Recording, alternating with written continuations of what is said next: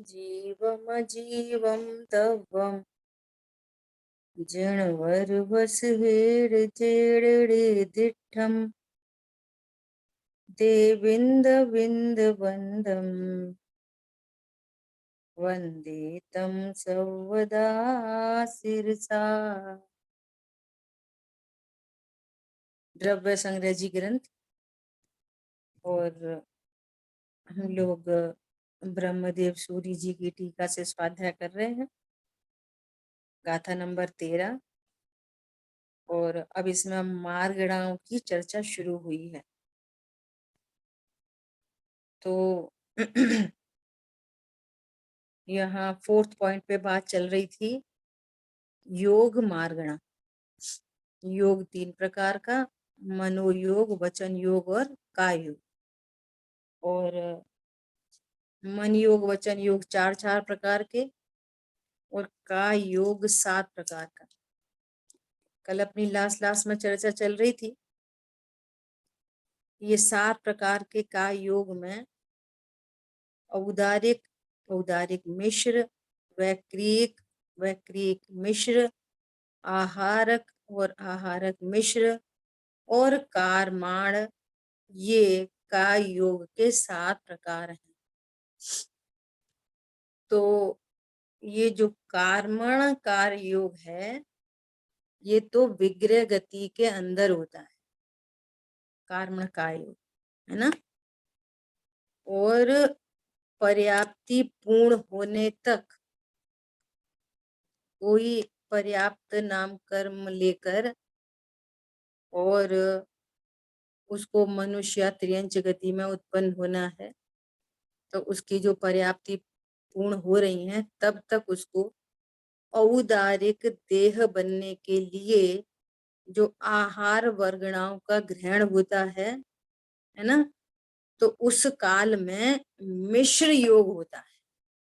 कौन कौन सा होता है? औदारिक देह बननी है तो आहार वर्गणा को ग्रहण करने के लिए, जिनको नो कर्म वर्गणा कहते हैं, और कार्मण का योग, दोनों योग होते हैं। कल अपनी चर्चा हुई थी इतनी वाली बात, है ना। शरीर की रचना संरचना होने के लिए नो कर्म परमाणुओं का ग्रहण, और कार्मण जो कर्म बंधन होता है ना, तो वो कार्मण का योग। ये मिश्र शब्द पे अपन कल थोड़ी सी चर्चा कर रहे थे। मिश्र का अर्थ है कि एकमात्र उतनी अवस्था में एट अ टाइम 2 का योग होते हैं। क्या बोला? एट ए टाइम का योग 2 होते हैं उस पर्टिकुलर टाइम पे, और पर्याप्ति पूर्ण होने के बाद एक समय में एक ही का योग होगा, कोई सा भी एक का योग होगा। मिश्र, मिश्र कब होगा? जब पर्याप्तियां पूर्ण हो रही हैं तब। जैसे किसी को वैक्रिक शरीर धारण करना है, नरक गति का जीव है या देवगति का जीव है, तो वो भी आहार वर्गणा को ग्रहण करेगा, नो कर्म परमाणुओं को, है ना। तो वे नो कर्म परमाणुओं का ग्रहण और कार्मण का योग, ये दोनों का योग एक साथ होने से उसको वैक्रिक मिश्र का योग कहते हैं। और जैसी पर्याप्ति पूर्ण हुई तो फिर पूरे जीवन तक वैक्रिक का योग चलेगा, मिश्र नहीं होगा। समझ आई बात? भले ही प्रति समय अभी भी कर्म नो कर्म दोनों वर्गणाओं का ग्रहण हो रहा है, लेकिन एक ही का योग से दोनों कर्म वर्गणाओं का ग्रहण हो जाएगा। परंतु पर्याप्ति के काल में सर्वज्ञ देव ने मिश्र का योग देखा, तो उसकी चर्चा यहाँ पे की। क्लियर हो गई बात? इसी प्रकार से ये आहारक मिश्र में भी जो वो आहारक पुतला निकलेगा फॉर टाइम बीइंग, और वो पुतला निकलने पर भी उसकी भी पर्याप्तियां पूर्ण होंगी, और पूर्ण होने के बाद जब तक पूर्ण नहीं हुई तब तक आहारक मिश्र, और पर्याप्ति पूर्ण हो गई फिर अकेला आहार वर्गणा को ग्रहण कर वो सॉरी आहारक का योग होगा, फिर मिश्र का योग नहीं होगा। और विग्रह गति के अंदर अकेला कारमाण का योग होता है। इस तरह से ये अपनी काय योग की चर्चा। बोलो, अभी भी कोई प्रश्न है तो पूछ सकते हैं। दीदी जब पदगल निकला उसमें भी वृद्धि होती रहती है, कायमाण वर्णा का ग्रहण होता है तो किसमें? पतला जो निकला ना हाँ हाँ, उस समय भी वो कर्म परमाणुओं का ग्रहण होता है। जब तक वो वापस लौट के आता है तब तक नहीं, वैसे भी हो ही रहा है हर समय। अभी अपन को नहीं हो रहा, नो कर्म और अपने को हो रहे द्रव्य हैं, कर्म। लेकिन पदगल तो वो पुतला तो एक स्पेसिफिक कार्य के लिए पैदा हुआ और हाँ, लौट के आ गया। शिकार के लिए पैदा हुआ तो आत्मा के जो प्रदेश है ना, आत्म प्रदेश वो फैलते हैं मूल शरीर को छोड़े बिना। तो वहां मूल शरीर में भी है और तो बाहर में निकला वहां पर भी है। पुतले में कनेक्शन भी है। जुड़ा हुआ है ना, कनेक्शन। फिर हाँ। वही वही आत्मा उस पदगल पुतले में भी है। और देखो यहाँ पर एक बात और मुझे ख्याल में आई है, वो भी समझने जैसी है। क्या समझने जैसी है? कि जैसे यहाँ पर योग 3 प्रकार के हुए, मनोयोग, वचन योग और काय योग। इनके बारे में भी समझना कि इनमें भी एक समय में एक ही योग होता है। जिस समय काय योग होगा उस समय वचन और मनोयोग नहीं होगा, जिस समय मनोयोग होगा उस समय वचन और काय योग नहीं होगा। अब देखो, जैसे अभी अभी तो हम कुछ सोच भी रहे हैं, इसके बाद ये बता देंगे, इसके बाद ये बता देंगे, ऐसा कुछ सोच भी रहे हैं। तो ये मन में विकल्प भी चल रहा है और बोलने की क्रिया भी हो रही है, तो वचन योग भी हो रहा है। और हाथ भी हिल रहे हैं तो काय योग भी हो रहा है। तो एट अ टाइम तीनों योग हो रहे हैं? एट अ टाइम तीनों योग नहीं होते।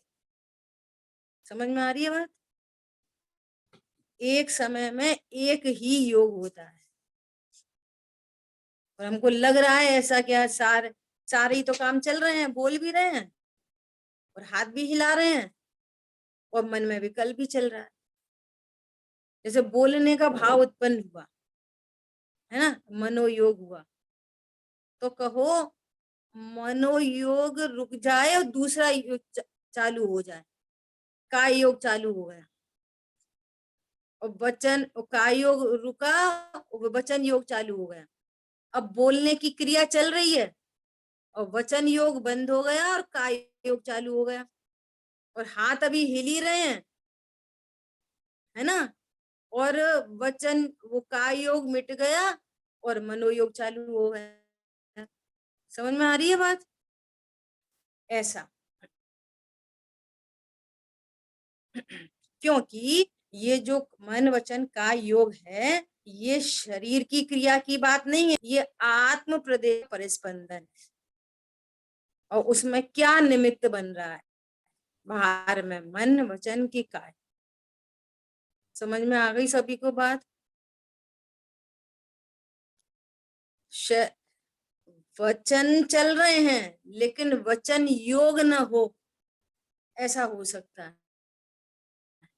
योग कोई दूसरा योग चलता हो। और वैसे भी हर अंतर मुहूर्त में योग बदल ही जाता है, वो अपने से ही बदल जाता है, स्वयं से ही। समझ में आ रही है बात? फिर आगे बढ़े, ठीक है? तो देखो, हाँ जी। अब नेक्स्ट पॉइंट है, नेक्स्ट मार्गणा है वेद मार्गणा, है ना, 5वीं मार्गणा वेद मार्गणा। अब फिर वापस आचार्य भगवान शुद्धात्मा से ही बात करेंगे। वेद के उदय से उत्पन्न राग आदि दोष रहित परमात्म तत्व कैसा है? वेद के उदय से उत्पन्न राग आदि दोषों से रहित, ऐसे परमात्म द्रव्य से भिन्न, ऐसी वेद मार्गणा। जो वेद क्या है? स्त्री वेद, पुरुष वेद और नपुंसक वेद के भेद से 3 प्रकार का है। अभी फिर से समझना कि यहाँ ये जो वेद की बात चली ना, वेद मार्गणा, तो ये वेद मार्गणा में द्रव्य, पुरुष, स्त्री, नपुंसक की बात नहीं है। यहाँ पर भी जीव की परिणति में उत्पन्न होने वाला भाव, रमणता का भाव, उसका नाम वेद है। ये भाव वेद की चर्चा है। जैसे वहां पे भाव योग की चर्चा है ना, ऐसे ही यहाँ पर किसकी चर्चा चल रही है? ये भाव वेद की। क्लियर? निष्कषाय शुद्धात्म स्वभाव से प्रतिकूल, देखो शुद्धात्म स्वभाव कैसा है? निष्कषाय, कषाय से रहित स्वभाव है मेरा, और उससे विरुद्ध, उससे प्रतिकूल क्रोध, मान, माया और लोभ के भेद से 4 प्रकार की कषाय मार्गणा है। विस्तार से कषाय और नो कषाय के भेद से 25 प्रकार की कषाय मार्गणा है। सबको परिचय है। अनंतानुबंधी की 4, प्रत्याख्यान 4, प्रत्याख्यान संजुलन 4 4 4 और 9 नो कषाय, किंचित कषाय, है ना। हास्य, रति, अरति, शोक, भय, जुगुप्सा, स्त्री वेद, पुरुष वेद, नपुंसक, ये कषाय। तो ये कषाय मति, श्रुत, अवधि, मन, परय और केवल ज्ञान तथा कुमति, कुश्रुत और कुअवधि, इस प्रकार 8 प्रकार की ज्ञान मार्गणा। ज्ञान की चर्चा करेंगे तो कितनी प्रकार से? 8 प्रकार से। सामायिक, छेदोपस्थापन, परिहार, विशुद्धि, सूक्ष्म सांप्राय और यथाख्यात रूप से 5 प्रकार का चारित्र तथा संयम, संयम और असंयम, ये दो और प्रतिपक्ष रूप से भेद मिलकर 7 प्रकार की असंयम मार्गणा है। सॉरी, संयम मार्गणा है। देखो मार्गणाओं का क्या स्वरूप है कि जिस टॉपिक को लेके बात चल रही है ना, उसके सारे भेद प्रभेद की बात आएगी। जैसे ज्ञान मार्गणा की बात चल रही है तो सम्यक ज्ञान की बात भी आएगी और कुज्ञान की बात भी आएगी। अब जैसे यहाँ चारित्र की बात चल रही है तो चारित्र के भेद, ये सारे भेद जो हैं वो 6वें 7वें गुण स्थान से ऊपर के भेद हैं। सामायिक, छेदोपस्थापना, परिहार, विशुद्धि, सुशाम्प्राय और यथाख्यात, ये तो 5 हो गए, है ना। और संयम, संयम, ये 5म गुण स्थान वर्ती का चारित्र हो गया। और असंयम, असंयम कहाँ कहाँ पर होता है? असंयम में कौन कौन कौन से गुण स्थान आ जाएंगे असंयम में? पहले से चौथा। हाँ, सारे गुण स्थान आ जाएंगे। यहाँ पे ये नहीं समझना अकेले चौथे की बात करी है, सारे ही गुण स्थान आ जाएंगे। ऐसे ही जैसे बात आएगी सम्यक्तु की, सम्यक्तु के भेद और मिथ्यात्व भी उसमें, उसका प्रतिपक्ष, उसका ओपोजिट, सम्यक्तु मार्गणा में मिथ्यात्व की चर्चा भी आएगी। श्रद्धा गुण की कौन कौन सी पर्याय हो सकती है? ऐसी चारित्र गुण की कौन कौन सी पर्याय हो सकती हैं? तो चारित्र गुण की असंयम भी हो सकता है। और असंयम पहले, दूसरे, तीसरे, चौथे गुण स्थान असंयम का है, तो पहला, दूसरा, तीसरा भी असंयम का है। तो चारित्र की शुद्ध पर्याय, एक देश शुद्ध पर्याय, पूर्ण शुद्ध पर्याय, अशुद्ध पर्याय, उस सब की चर्चा आएगी चारित्र की मार्गणा में, संयम मार्गणा में सारी चर्चा आएगी। ऐसी ज्ञान मार्गणा में अज्ञान, कुज्ञान, सम्यक ज्ञान, अल्प ज्ञान, पूर्ण ज्ञान, सारे ज्ञान की चर्चा आएगी। हमारी बात समझ में?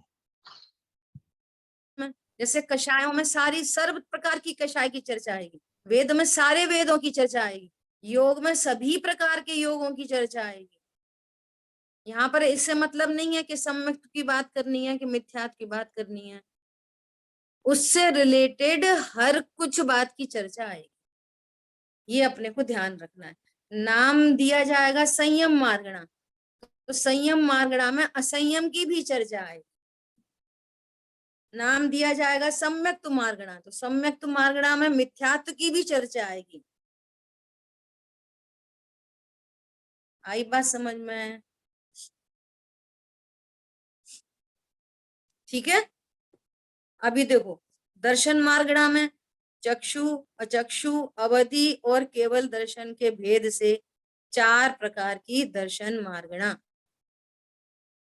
कषायोदय रंजित योग प्रवृत्ति से विदृश, कषाय के उदय से रंजित योग की प्रवृत्ति से विपरीत, ऐसे परमात्म द्रव्य का विरोध करने वाली लेश्या मार्गणा। देखो लेश्या का परिचय कहाँ से दे रहे हैं? स्वरूप में, स्वरूप कैसा है? परमात्म द्रव्य सर्व लेश्याओं से रहित है ना, और उससे विरुद्ध, उससे विलक्षण, उसके प्रतिपक्ष भूत जो शब्द लगाना है ना, वो क्या है? लेश्याएं। क्या है वे? कृष्ण, नील, कापोत, पीत, पद्म और शुक्ल लेश्या के भेद से 6 प्रकार की हैं। भव्य और अभव्य के भेद से की भव्यत्व मार्गणा। मार्गणा का नाम है भव्यत्व। किसकी होगी? अभव्यत्व की भी होगी, भव्य की भी होगी, अभव्य की भी होगी। समझ में आ रहा है? अभी देखो बीच में मार्गणा, आगे की मार्गणा में बढ़ने से पहले यहाँ प्रश्न है। यहाँ शिष्य कहता है शुद्ध पारिणामिक परम भाव रूप शुद्ध निश्चय न से जीव गुण स्थान और मार्गणा स्थान से रहित है, इस प्रकार पहले कहा है। भगवान आत्मा शुद्ध परम पारिणामिक भाव कैसा है? गुण स्थान और मार्गणा स्थान अवस्था में है, परंतु अवस्था से रहित भगवान आत्मा कैसा है? शुद्ध निश्चय से देखें तो शुद्ध परम पारिणामिक भाव है ना। इस प्रकार कहा, पहले कहा, और अब यहाँ मार्गणा के कथन में भव्यत्व और अभव्यत्व रूप से पारिणामिक भाव कहा। प्रश्न समझ में आ रहा है? वहां तो आपने परम पारिणामिक भाव जिसको गुण स्थान और मार्गणा स्थान से रहित कहा, और यहाँ पर मार्गणा स्थान में भव्यत्व और अभव्यत्व पारिणामिक भाव की चर्चा कर रहे हो। तो यहाँ तो ये पूर्वा पर विरोध आता है। ये कहो ना, जो शुद्ध परम पारिणामिक भाव है वो गुण स्थान मार्गणा स्थान से रहित है, और वहीं पर मार्गणाओं में आप भव्यत्व अभव्यत्व की बात कर रहे हो, तो ये पूर्वा पर विरोध आता है। प्रश्न समझ में आ गया? हाँ अभी जी। देखो उसका समाधान करते हैं। पहले शुद्ध पारिणामिक भाव की अपेक्षा से गुण स्थान और मार्गणा स्थान का निषेध किया था, परंतु यहाँ भव्यत्व और अभव्यत्व के ये दो अशुद्ध पारिणामिक भाव रूप होने से मार्गणा के कथन में घटित होते हैं। जो जो अभव्य जीव है ना, अभव्य जीव का भी जो ध्रुव तत्व है वो शुद्ध पारिणामिक भाव है, वो भी गुण स्थान मार्गणा स्थान से रहित है, वो भी अभव्य पने से रहित है। वस्तु त्रिकाली ध्रुव भी अभव्य पने से रहित है। भव्यपना और अभव्यपना पर्याय में घटित होता है, वस्तु में नहीं, त्रिकाली ध्रुव में नहीं। तो जब पर्याय में घटित होता है तो फिर इसको पारिणामिक भाव क्यों कहते हैं? पारिणामिक भाव तो उसे कहते हैं जिसमें कोई की चलती नहीं। तो हाँ यही बात है कि जो जो उसकी पर्याय का भव्यत्व है वो किसी कर्म सापेक्ष नहीं है, पर्याय का भव्यत्व भी, और पर्याय का अभव्यत्व भी किसी कर्म सापेक्ष नहीं है। क्या बोला? जो स्वभाव पर्याय है। में भव्यत्व और अभव्यत्व पारिणामिक वो पारिणामिक भाव है, वो कर्म सापेक्ष भाव नहीं है। जैसे ज्ञान, श्रद्धा, चारित्र की जो पर्याय में औदयिक, औपशमिक, छायिक और छायोपशमिक भाव है ना, ये सारे ही भाव कर्म सापेक्ष हैं। हाँ जी। लेकिन भव्यत्व और अभव्यत्व, ये जो पर्याय सापेक्ष जो भाव है, वो किसी कर्म सापेक्ष नहीं होने से पर्याय में भव्यपना अभव्यपना ये पारिणामिक भाव है। और रत्नत्रय की प्राप्ति होना ये कर्म सापेक्ष भाव है। क्या बोला? हाँ जी। भव्यत्व पारिणामिक भाव है और रत्नत्रय की प्राप्ति कर्म सापेक्ष भाव है। कर्म के उपशम, उपशम, क्षयोपशम या क्षय से उत्पन्न होते हैं रत्नत्रय। समझ में आ रही है बात? बहुत सुंदर जी। हाँ जी। हाँ, थोड़ी टेक्निकल बात है। भव्य, इसका भव्यपना कर्म से निरपेक्ष है, परंतु रत्नत्रय की प्रगटता कर्म सापेक्ष है। अभव्यत्व कर्म निरपेक्ष है, परंतु उसके मिथ्या दर्शन ज्ञान चारित्र कर्म सापेक्ष है।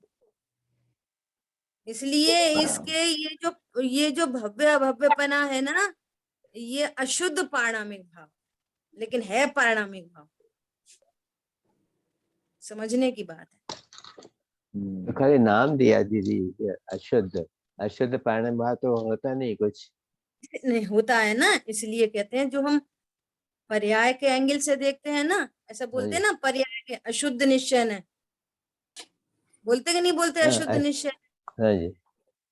ऐसे यहाँ पे अशुद्ध पारिणामिक भाव कह रहे हैं। कर्म तो सापेक्ष। दीदी तो भव हम कहते हैं भवी जीव रत्नत्रय प्रकट कर सकेगा, अभवी नहीं प्रकट कर सकेगा, तो वो उसका मेंशन ही क्यों अभवी का? क्योंकि अभवी को जानकर हमें होता है कि ये निगोद या जीव वो आगे नहीं बढ़ेगा और ये इसका ये होगा, तो हम अभवी मेंशन ही क्यों करें? देखो ऐसा है कि सर्वज्ञ भगवान के ज्ञान से दिव्य ध्वनि में सभी बातें आ गई, बिना किसी लाग लपेट के, बिना किसी राग द्वेष के, बिना किसी छिपा छिपी के। जो कुछ है वो सहजता से दिव्य ध्वनि में सब कुछ ध्वनित हो गया। उन्होंने जीवों को देखा ना कि ये जीव कैसा है, कि ये जीव कभी रत्नत्रय रूप परिणमित नहीं होगा। तो उन्होंने बता दिया कि ऐसे भी जीव होते हैं जो कभी रत्नत्रय रूप परिणमित होंगे ही नहीं। ऐसा नहीं कि निगोदिया जीव रत्नत्रय रूप परिणमित नहीं होता, निगोद की अवस्था में नहीं होगा, लेकिन वो निगोदिया जीव एक इंद्री में आए, एक इंद्री से दो इंद्री आदि में आए, एक इंद्री से डायरेक्ट मनुष्य में आ जाए और मनुष्य में आकर और ऐसे क्या बोलते हैं, कर्म भूमि का मनुष्य बने और यहाँ पर रत्नत्रय को प्रकट कर ले। ऐसा नहीं कि जो निगोदिया जीव होता है वो अभव्य होता है। कालांतर में कभी भी जिसको रत्नत्रय प्रकट होंगे ही नहीं, कर ही नहीं सकता, उसको अभव्य कहते हैं। तो वो कौन सा ऐसा तीव्र कर्म का उदय है जिसके कारण ये अभव्य है? तो कह रहे नहीं, कर्म की सापेक्ष अभव्यता नहीं है इसकी, ये बाई नेचर है, नेचुरल है, ये बाई नेचर अभव्य है, किसी कर्म की मेहरबानी से अभव्य नहीं है। इसलिए उसको पारिणामिक भाव कहा। जो कर्म से निरपेक्ष भाव होते हैं वे पारिणामिक रूप होते हैं। जो कर्म सापेक्ष भाव हैं वे उदय, औपशमिक, क्षय, छायोपशमिक भाव होते हैं, जिनमें कर्म की कोई ना कोई सापेक्षता लग जाती है। एक बात। दूसरी बात, अभव्य जीव बहुत थोड़े होते हैं, बहुत थोड़े। उसकी संख्या है, मेरे को मिस होता है ये सब चीजें। अब तक जितने सिद्ध हो चुके उनके पता नहीं अनंत विभाग, ऐसा कुछ गिनती आती, बहुत थोड़े होते हैं अभव्य। अब हम कैसे जाने हम भव्य हैं कि अभव्य? तो उसका भी लक्षण दे दिया कि जो जिनवाणी को अति प्रीति चित्त से सुनता है, जिसको जिनवाणी सुहाती है, जिसको जिनवाणी सच्ची लगती है, अच्छी लगती है, वो निकट भव्य है ना। हमें तो पता नहीं हम भव्य हैं कि अभव्य हैं, हमें वस्तु स्वरूप ख्याल में आ रहा है, हमें देवशास्त्र गुरु का निर्णय हो रहा है, हमें बात समझ में आ रही है लॉजिक से, युक्ति न्याय से, कि यहाँ जीव की सत्ता है, सत्ता स्वरूप है यहाँ मेरा, मैं ज्ञान स्वरूप ही हूँ। कहते हैं ना कि तुमको अनंत भगवान का निर्णय है कि हाँ है, अनंत भगवान ने केवली ने जैसा देखा होगा वैसा होगा, तो तुम्हें केवली का निर्णय है कि हाँ है। तो जिसको केवली का निर्णय होता है उसके भगवान ने अनंत भव देखे ही नहीं है, वो अनंत भव देखे नहीं है तो नियम से रत्नतर रूप परिणमन करेगा, और जो रत्नतर रूप परिणमन करता है उसी के अनंत भव नहीं होते। समझ में आ रही है? ऐसे अनेक लॉजिक से समझ सकते हैं। और अभव्य जीव सचमुच में बहुत थोड़े होते हैं। उसके लिए समझने के लिए एग्जाम्पल है कि अपने परिवार के लिए 1 कटोरी 2 कटोरी भर के कोई मूंग दाल वगैरह कोई बॉईल करते हैं, साबुत मूंग। तो कभी कभी रेयरली कभी कभी ऐसा हो जाता है कि सारी मूंग तो सीज गई लेकिन 1-2 मूंग नहीं सीजी। तो ऐसे हजारों मूंग की दाल में कोई एक मूंग का दाना जो सीजता नहीं है, उन्हीं फेवरेबल कंडीशन में होने पर भी नहीं सीजता। क्यों नहीं सीजा? पानी नहीं था, नमक नहीं था, कुकर नहीं था, गैस नहीं थी, सब था। अब बाई नेचर ये कैसा होगा? ये उन्हीं सबके बीच में होगा जहां पे दूसरी मूंग होगी। है खाद पानी मिट्टी वगैरह सब ये योग्यता, ये भव्य अभव्य की बात है। और अभव्य जीवों में भी एक दूरान दूर भव्य होता है, दूरान दूर भव्य। उसके लिए आचार्य भगवान ने कैसे एग्जाम्पल दिया है कि दूरान दूर भव्य भी अभव्य जैसा होता है। कैसा अभव्य जैसा? कि है तो भव्य लेकिन परिणमन नहीं कर पाएगा, बहुत समय तक उसको ऐसी योग्यता ही नहीं मिलेगी, कभी नहीं उसको कि ऐसी इसको फेवरेबल कंडीशन नहीं मिलेंगी। हाँ, कभी भी इसलिए नहीं। अपन कहते हैं ना वो जैन कुल में जन्म गया, बहुत बड़ी बात होती है जैन कुल में जन्म लेना। कितने ऐसे जीव हैं जो जैन कुल में जन्मेंगे ही नहीं, देवशास्त्र गुरु मिलेंगे ही नहीं, तत्व की बात सुनेगा ही नहीं। ये तो गुरुदेव श्री कहते थे कानों में पढ़ना दुर्लभ है, उत्तरोत्तर बहुत दुर्लभ है, बहुत दुर्लभता है। परमात्मा प्रकाश जी ग्रंथ में लिखा है संगी पंचेंद्री होना दुर्लभ है, जैन कुल मिलना दुर्लभ है, फिर योग्य इंद्रियां मिलना दुर्लभ है ना, फिर जिनवाणी श्रवण दुर्लभ है, फिर जिनवाणी में भी तत्व की समझ दुर्लभ है ना, दुर्लभ में दुर्लभ है। और समझ तत्व समझ में आए तो रत्नत्रय रूप प्रणमन करना दुर्लभ है। और फिर बहुत इंपॉर्टेंट बात लिखी, क्या? कि रत्नत्रय रूप प्रणमन हो भी जाए फिर भवांतर में कैरी फॉरवर्ड हो, समाधि रूप मरण हो, ये उससे भी ज्यादा दुर्लभ। क्या बोला? रत्नत्रय रूप प्रणमन भी हो जाए तो क्या कह रहे हैं, इस रत्नत्रय को भवांतर में लेके चला जाना उससे भी अधिक दुर्लभ। तो बोलो ऐसी फेवरेबल कंडीशंस में हम उत्पन्न हो गए। और दूरान दूर भव्य कैसा है? तो उसको एग्जाम्पल दिया कि जैसे कोई स्त्री है, एक स्त्री तो ऐसी है कि वो उसके पास नेसेसरी और इंटरनल ऑर्गन नहीं है जो वो गर्भ धारण कर सके। ऐसे बहुत सारी टेक्निकल प्रॉब्लम रहती हैं कि भैया ये माँ बनने के अयोग्य है, ये तो जस्ट लाइक अभव्य हो गया। लेकिन कोई ऐसी भी स्त्री है जिसमें माँ बनने की योग्यता तो है पर उसकी कभी शादी नहीं हुई, या शादी हो भी गई तो विधवा हो गई, समझ में आ रही है बात? अब वो विधवा हो गई, अब इसको कब पुत्र की प्राप्ति होएगी? पुत्र प्राप्त होने की शक्ति तो है, लेकिन पुत्र की प्राप्ति कभी नहीं होगी, क्योंकि इसके पास फेवरेबल कंडीशन नहीं है। ऐसे भी दूरान दूर भव्य होते हैं, जस्ट लाइक अभव्य। समझ आ गई बात? इसलिए टोडरमल जी ने लिखा है, अब सर्व प्रकार से अवसर आ गया है।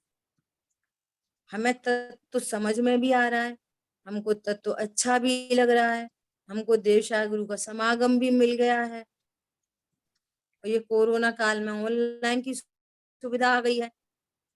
और क्या चाहिए बोलो? वीर सागर जी भाई साहब एक बात और कहते हैं कि जिनवाणी कभी भी पक्ष से नहीं सुनना चाहिए, लोभ से नहीं सुनना चाहिए, भय से नहीं सुनना चाहिए, किसी को खुश करने के लिए नहीं सुनना चाहिए। दीदी एक क्वेश्चन, एकमात्र अपने आत्महित के लिए जिनवाणी सुनना चाहिए। इसमें मेरा हित है, इसमें बहुत सारे किंतु परंतु नहीं। आजकल बहुत लोग ऐसा बोलने लग गए, अरे ऑनलाइन ऑनलाइन होती है, सामने सामने ही होता है। हमारा प्रश्न है कि यदि आप समवक्षण में भी सामने ही बैठे होंगे अनंत परमात्मा, तो तुम क्या देख सुन रहे होगे? देवध्वनि तो सुन रहे होगे, वही देवध्वनियां लिखी है, वही तुम्हें कोई सुना रहा है। एक बात। दूसरी बात, नहीं नहीं वहां पे तो हमें भगवान दिख रहे होंगे, तो भगवान दिख रहे होंगे कि परम औदारिक देह दिख रही होगी? गजीव से नहीं दिखता, अमूर्तिक भगवान दिखते होंगे? बोलो। आप समवशरण में भी बैठ के बहुत सारे जीव, समवशरण में बैठे हुए भी बहुत सारे जीव तत्व ज्ञान नहीं कर पाते। तो तत्व ज्ञान अपने उपयोग से होगा, अपनी समझ से होगा, अपने उपयोग को स्वभाव सन्मुख करने से होगा। इसमें दूर पास का क्या क्या काम है? हरी बात समझ में? बोलिए क्या बोल रहे हैं आप? दीदी शास्त्र में आता है, हमने सुना है कि अभवी जीव भी प्रायोग्य लब्धि पर्यंत जा सकता है। तो अगर उसे सुनने की रुचि नहीं होती है तो वो प्रायोग्य लब्धि तक कैसे जा सकता है? हाँ, देखो देखो प्रायोगिक लब्धि के बारे में भी इसमें दो एंगल हैं। एक एंगल तो ये है कि बहुत सारे जीव प्रायोगिक तक रुकते हैं ना, तो एक टाइप का ये मोटिवेशन भी है क्या कि भैया यहाँ तक नहीं रुको, आगे बढ़ो, ये तो अभव्य भी चले जाते हैं, है ना? एक एंगल तो ये। दूसरा एंगल कि ये जो प्रायोगिक लब्धि तक जो पहुंच जाते हैं ना, तो वो कुछ कुछ कार्यक्रम कर्म सापेक्ष भी है।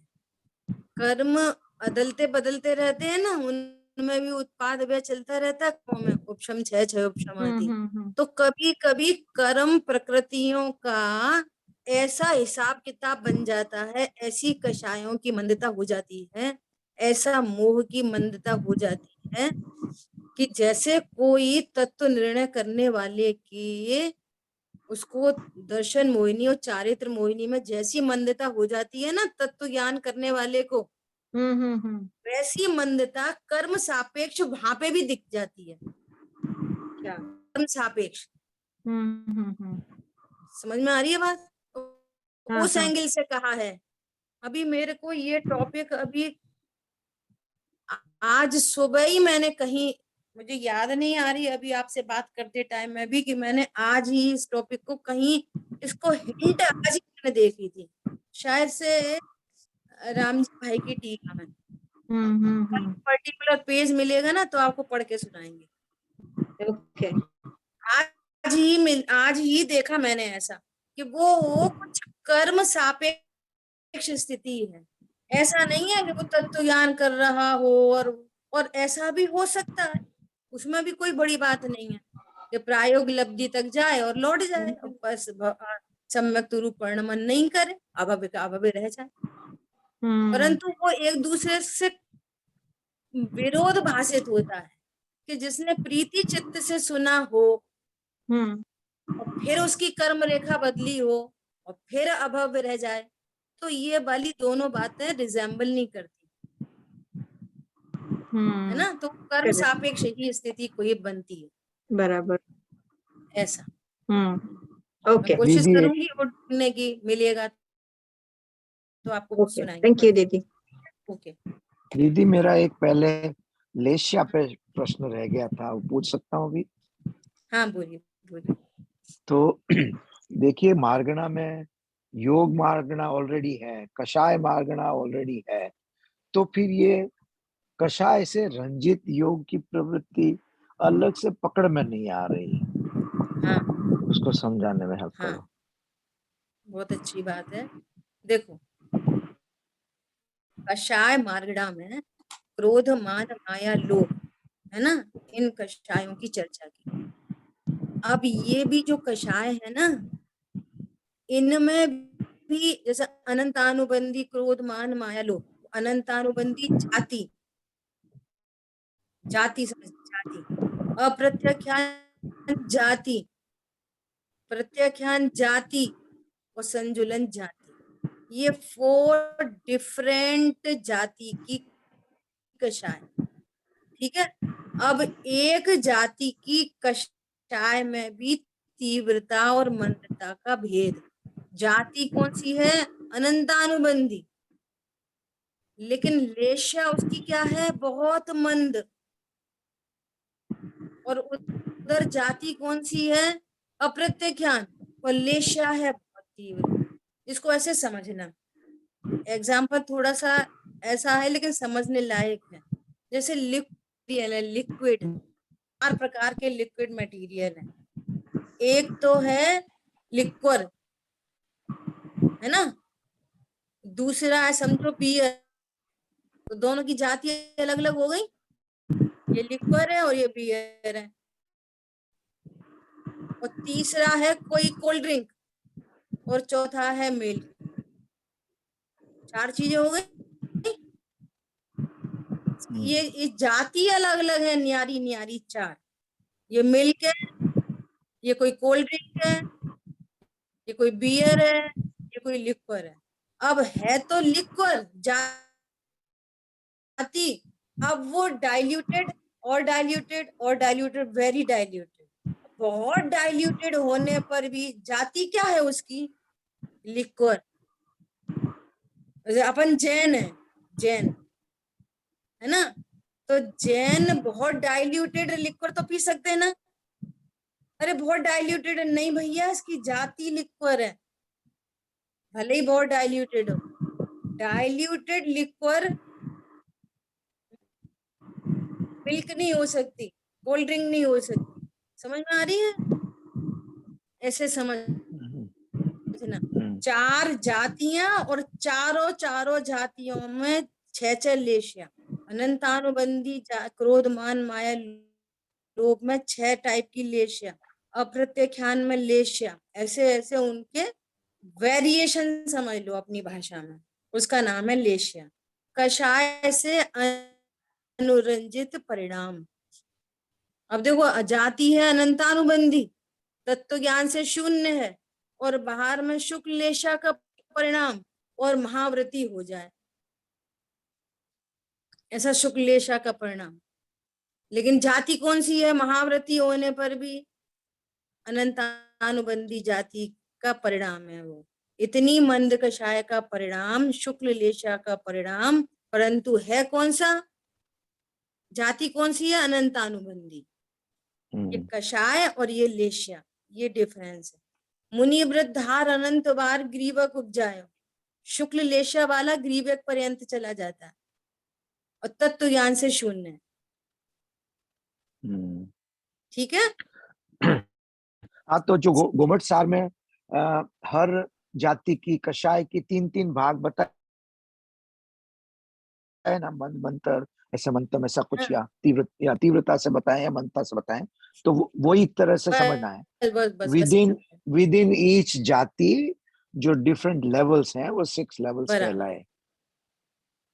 बराबर, थैंक यू। हमको बाहर से देखने में पहले गुण स्थान वर्ती की शुक्ल लेशा बाहर से देखने में ऐसी लगेगी मंद, है ना। चौथे गुण स्थान में भी 28 मूल गुण के परिणाम हो जाए मंद लेशा, इतनी शुक्ल लेशा का परिणाम उत्पन्न हो जाए, ऐसा है। और किसी को अप्रत्यक्षान जाति में कृष्ण लेशा का भाव उत्पन्न हो जाए। जी युद्ध जी का आओ दशानन, तुम्हें देखें तुम्हारी हिम्मत कैसे हुई सीता को छूने की सॉरी उसका अपहरण करने की, ऐसा तीव्र लेशा का परिणाम आ जाए। लेकिन जाति कौन सी? अप्रत्यक्षान, ऐसा। ठीक है। तो अभी अपनी क्या बात चल रही थी? भव्य अभव्य मार्गणा, ठीक है। और उसका समाधान कर रहे थे। पहले शुद्ध पारणामिक भाव की अपेक्षा से गुणस्थान मागणा स्थान का निषेध किया था, परंतु यहाँ भव्यत्व और अभव्यत्व ये दो अशुद्ध पारणामिक भाव होने से मागणा के कथन में घटित होते हैं। यदि इस प्रकार कहा जाए कि शुद्ध और अशुद्ध के भेद से पारणामिक भाव दो प्रकार का नहीं है, परंतु एक शुद्ध ही है, तो ऐसा नहीं है, ऐसा नहीं है। ठीक है। यद्यपि सामान्य रूप से उत्सर्ग व्याख्यान से शुद्ध पारणामिक भाव कहा जाता है, तो भी अपवाद व्याख्यान से, अपवाद मतलब विशेष व्याख्यान से अशुद्ध पारणामिक भाव भी है। जैसे इस प्रकार तत्वार्थ सूत्र में जीवत्व, भव्यत्व और अभव्यत्व ऐसे तीन पारणामिक भाव की चर्चा की। जीवत्व भाव सब में है, जीवत्व भाव ये शुद्ध पारणामिक भाव है, जीवत्व भाव। अभव्य जीवों में भी शुद्ध जीवत्व और भव्य जीवों में भी शुद्ध जीवत्व। तो शुद्ध जीवत्व क्या है?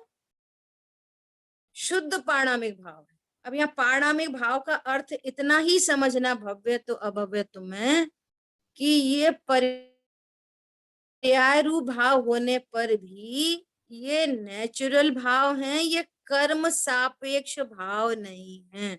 बस इतनी बात समझनी है। ठीक है।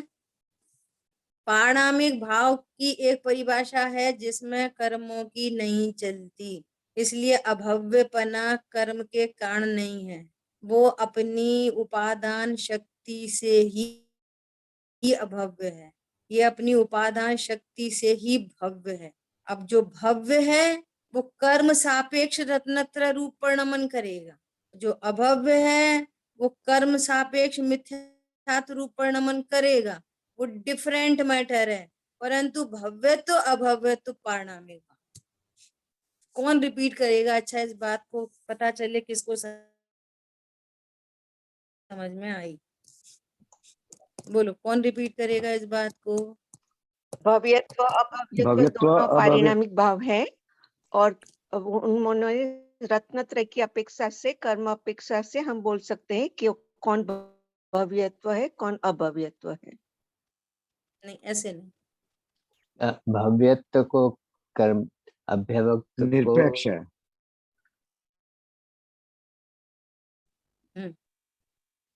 कर्म बोलो। निरपेक्ष है, भव्यत्व और अभव्यत्व, इसलिए दोनों पारिणामिक हैं परंतु अशुद्ध हैं। और जीवत्व है वो शुद्ध पारिणामिक भाव है, वो अभव्य से लगाकर सिद्धों तक सब में शुद्ध रूप ही रहता है, ठीक है। जीवत्व ही रहता है। लेकिन अपन भव्यत्व में वो रत्नत्रय हो सकता है, अभव्यत्व में नहीं हो सकता है। हाँ। वो कर्म सापेक्ष की बात है। हाँ, कर्म सापेक्ष पढ़ना बहुत बराबर। बढ़िया। और ये कहना है कि जब ये रत्नत्र रूप परिणमन करेगा तो वहां कर्म के उपशम क्षयोपशम की निमित्तपना घटित होगा, लेकिन भव्य पने में निमित्तपना नहीं घटित हो रहा। ये थोड़ी सी डिफरेंट बात थी, बस इतनी बात थी। अच्छी बात है, पकड़ में आई आपको। वहां शुद्ध चैतन्य जीवत्व अविनश्वर पने के कारण शुद्ध द्रव्य के आश्रित होने से शुद्ध द्रव्यार्थिक ने ऐसी संज्ञा वाला शुद्ध पारणामिक भाव कहलाता है। और कर्म जनित 10 प्राणरूप जीवत्व, भव्यत्व और अभव्यत्व रूप से 3 है, वे विनश्वर पने के कारण पर्याय आश्रित होने के कारण होने से पर्यार्थिक ऐसी संज्ञा वाले अशुद्ध पारणामिक भाव कहलाते हैं। प्रश्न, अशुद्धपना कैसे? यद्यपि ये तीन अशुद्ध पारणामिक भाव व्यवहार से संसारी जीव में, तो भी सब वे शुद्धाहु शुद्ध नया, शुद्ध न से सर्व संसारी जीव वास्तव में शुद्ध हैं। इस वचन से शुद्ध निश्चय न की अपेक्षा से संसारी जीवों में ये तीनों भाव नहीं है और मुक्त जीव में सर्वथा नहीं है।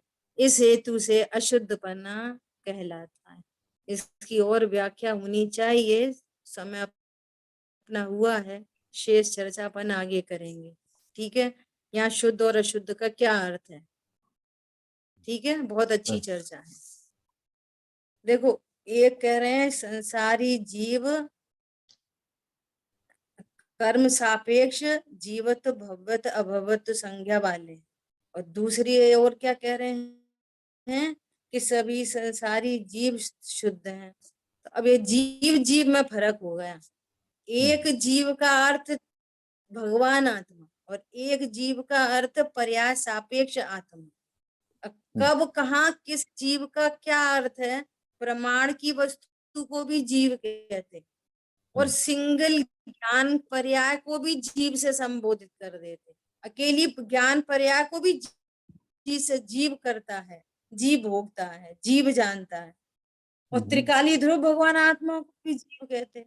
अब कहाँ पर किस जीव का क्या प्रयोग है वो हमारे को समझना चाहिए, ये हमारी जिम्मेदारी।